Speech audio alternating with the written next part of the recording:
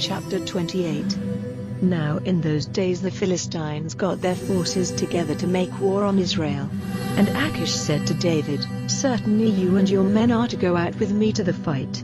And David said to Achish, "You will see now what your servant will do." And Achish said to David, "Then I will make you keeper of my head forever." Now Samuel was dead, and all Israel, after weeping for him, had put his body in its last resting place in Ramah, his town. And Saul had put away from the land all those who had control of spirits and who made use of secret arts. And the Philistines came together and put their forces in position in Shunem, and Saul got all Israel together and they took up their positions in Gilboa. And when Saul saw the Philistine army he was troubled, and his heart was moved with fear. And when Saul went for directions to the Lord gave him no answer, by a dream or by the Urim or by the prophets. Then Saul said to his servants, "Get me a woman who has control of a spirit so that I may go to her and get directions." And his servants said to him, "There is such a woman at Endor."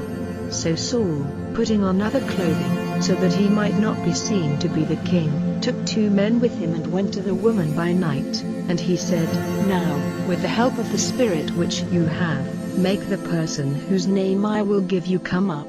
And the woman said to him, "But you have knowledge of what Saul has done, how he has put away out of the land those who have control of spirits and the users of secret arts. Why would you, by a trick, put me in danger of death?" And Saul made an oath to her by the Lord, saying, "By the living Lord, no punishment will come to you for this." Then the woman said, "Who am I to let you see?" And he said, "Make Samuel come up for me." And the woman saw that it was Saul, and she gave a loud cry, and said to Saul, "Why have you made use of deceit? For you are Saul."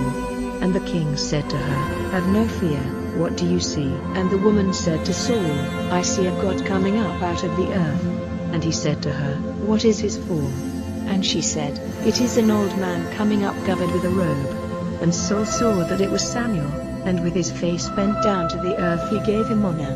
And Samuel said to Saul, "Why have you made me come up, troubling my rest?" And Saul in answer said, "I am in great danger, for the Philistines are making war on me, and God has gone away from me and will no longer give me any answer, by the prophets or by dreams, so I have sent for you to make clear to me what I am to do." And Samuel said, "Why do you put your questions to me, seeing that God has gone away from you and is on the side of him who is against you? And the Lord himself has done what I said. The Lord has taken the kingdom out of your hand and given it to your neighbor David, because you did not do what the Lord said, and did not give effect to his burning wrath against Amalek. So the Lord has done this thing to you today. And more than this, the Lord will give Israel up with you into the hands of the Philistines, and tomorrow you and your sons will be with me. And the Lord will give up the army of Israel into the hands of the Philistines." Then Saul went down flat on the earth, and was full of fear because of Samuel's words, and there was no strength in him, for he had taken no food all that day or all that night.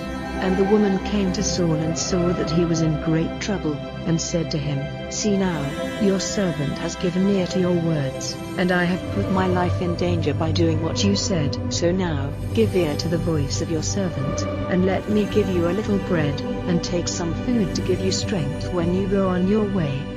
But he would not, saying, "I have no desire for food." But his servants, together with the woman, made him take food, and he gave way to them.